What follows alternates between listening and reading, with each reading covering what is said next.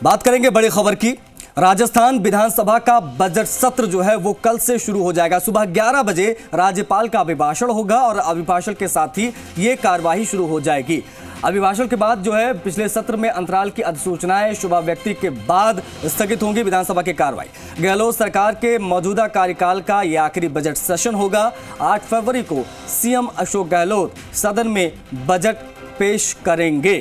तो कल से एक तरीके से देखा जाए तो बजट सत्र की शुरुआत हो जाएगी और बजट सत्र की शुरुआत होगी तो अभिभाषण के बाद जो है वो बाकी की कार्यवाही वो देखने को मिली। लेकिन आपको बता दें तो मेन है वो है 8 फरवरी की तारीख जब बजट पेश करेंगे अशोक गहलोत मुख्यमंत्री। ये उनके कार्यकाल का होगा आखिरी बजट मौजूदा कार्यकाल का। सुबह 11 बजे राज्यपाल के अभिभाषण के साथ सेशन शुरू हो जाएगा।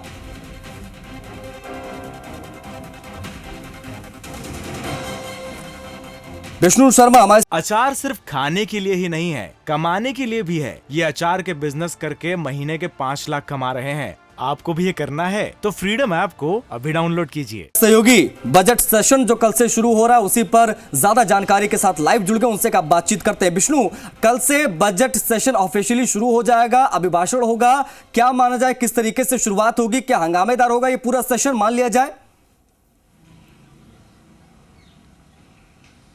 बिल्कुल, कल से जो विधानसभा का बजट सत्र है वो शुरू होने वाला है और बजट सत्र के पहले दिन की कार्यसूची आ चुकी है।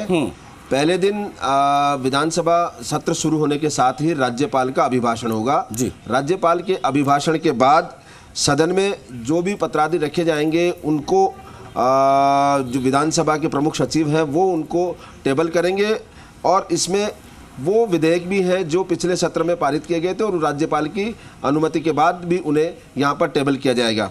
इसके बाद शोक अभिव्यक्ति होगी और शोक अभिव्यक्ति में उन लोगों को एक पिछले सत्र के से अब तक जो दिवंगत हुए हैं उनको श्रद्धांजलि अर्पित की जाएगी सदन की ओर से। उनमें प्रमुख लोग हैं पूर्व जो पश्चिम बंगाल और बिहार के पूर्व राज्यपाल हैं केसरीनाथ त्रिपाठी और उत्तर प्रदेश के पूर्व मुख्यमंत्री हैं मुलायम सिंह यादव। राजस्थान विधानसभा में सरदार शहर के जो विधायक थे भंवरलाल शर्मा, उनकी भी पिछले दिनों डेथ हुई थी और उनको लेकर श्रद्धांजलि अर्पित की जाएगी। जो भंवरलाल शर्मा है वो 8वीं से 12वीं तक जो विधानसभा है उसमें एमएलए रहे हैं। इसके अलावा 14वीं और 15वीं विधानसभा में एमएलए रहे थे और इसके अलावा पूर्व एमएलए हैं राजेंद्र कुमार भारती, उनको भी श्रद्धांजलि अर्पित की जाएगी। उसमें ये 5वीं विधानसभा में मेंबर थे यानी विधायक थे। और इसके अलावा जोधपुर के भूंगरा गांव में जो गैस दुर्घटना हुई थी, गैस सिलेंडर से जो हादसा हुआ था उसमें जो मृतक मारे गए थे उनको भी श्रद्धांजलि पेश की जाएगी। और इसके साथ ही ये विधानसभा की पहले दिन की कार्यवाही स्थगित हो जाएगी। और इसके बाद 8 तारीख को विधानसभा का बजट सत्र है। ये बजट सत्र पूरा एक तरह से सत्ता पक्ष और विपक्ष दोनों के लिए ही मायने रखेगा, क्योंकि इसके बाद दोनों ही प्रमुख दल विधानसभा चुनावों के लिए मैदान में उतर जाएंगे। तो ऐसे में जहां सत्ता पक्ष यहाँ बजट को लेकर तैयारी की जा रही है कि एक अच्छा लोक लुभावना बजट पेश किया जाए जनता के लिए, वहीं विपक्ष जो विभिन्न मुद्दे हैं जनता से जुड़े हुए मुद्दे हैं, सड़क, बिजली, पानी, उनको लेकर जोरदार यहाँ सदन में उठाएगा। कुल मिला के जो बजट सत्र है वो पूरी तरह हंगामेदार रहने वाला है। इसके अलावा अभी ठंड से फसल जो खराबा हुआ है कई जगह, वहाँ गिरदावरी की मांग को लेकर भी सदन में हंगामा किया जा सकता है, हो हल्ला किया जा सकता है विपक्ष की ओर से। वहीं दूसरी ओर जो सत्ता पक्ष है यानी विपक्ष के जो आरोप हैं उनको जवाब देने के लिए तैयारी की जा रही है। कुल मिला के दोनों ही तरफ से इस पूरे विधानसभा सत्र के दौरान जो तैयारी है वो की जा रही है। वहीं जो संगठन है, विभिन्न संगठन है, वो अपनी मांगों को लेकर विधानसभा पे धरना प्रदर्शन घेराव करने की तैयारी में है। बेरोजगार, चाहे बेरोजगार महासंघों, उन्होंने धरना प्रदर्शन के लिए दिया है। वहीं जो सांसद है किरोड़ी लाल मीणा, वो बेरोजगारों के साथ रैली, दौसा से रैली करते हुए यहाँ विधानसभा का घेराव करेंगे। कुल मिला के ये है कि ये जो सत्र है सच्चाई अंदर हो, सदन के अंदर हो, हंगामेदार रहने वाला है। वहाँ सत्ता पक्ष और विपक्ष प्रमुख मुद्दों को लेकर संघर्ष करते हुए दिखाई देंगे। वहीं बाहर जो विभिन्न संगठन है जो वो अपने आंदोलन हैं, जाहिर उनको तौर पर लेकर विष्णु सरकार चौतरफा से, घेरने की कोशिश होगी लगातार और दूसरे भी दिखा देंगे। जो दबे कुचले शोषित बेरोजगार वर्ग हैं उनके कंधे पर बंदूक रखकर जरूर चलाने का कोशिश जो है विपक्ष करेगा।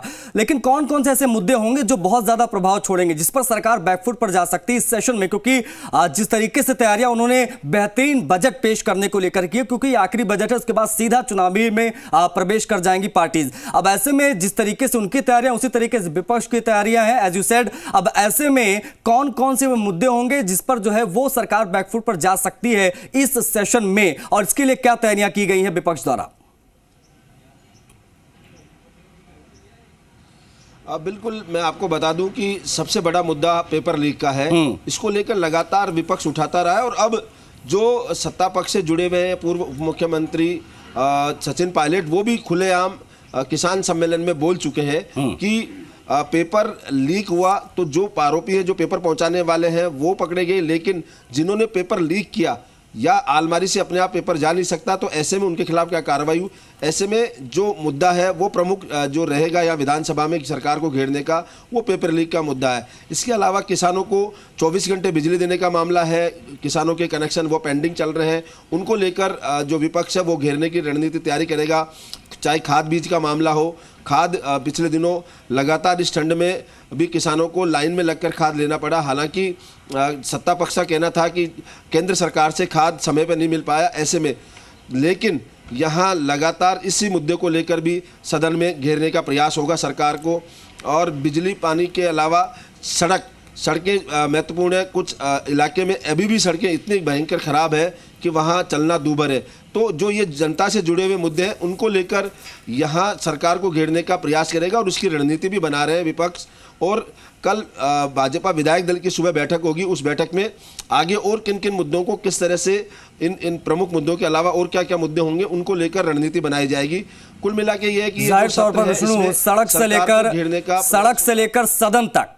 से लेकर सदन तक सरकार को घेरने की कोशिश होगी और इस सेशन जो है बहुत हंगामेदार हो सकते हैं, क्योंकि दोनों के पास ही आखिरी मौका विपक्ष के पास घेरने का है और अपने आप को बेहतरीन दिखाने का मौका जो है वो गवर्नमेंट के पास है, सरकार के पास है। बहुत शुक्रिया। फिलहाल अचार सिर्फ खाने के लिए ही नहीं है, कमाने के लिए भी है। ये अचार के बिजनेस करके महीने के 5 लाख कमा रहे हैं। आपको भी ये करना है तो फ्रीडम ऐप को अभी डाउनलोड कीजिए।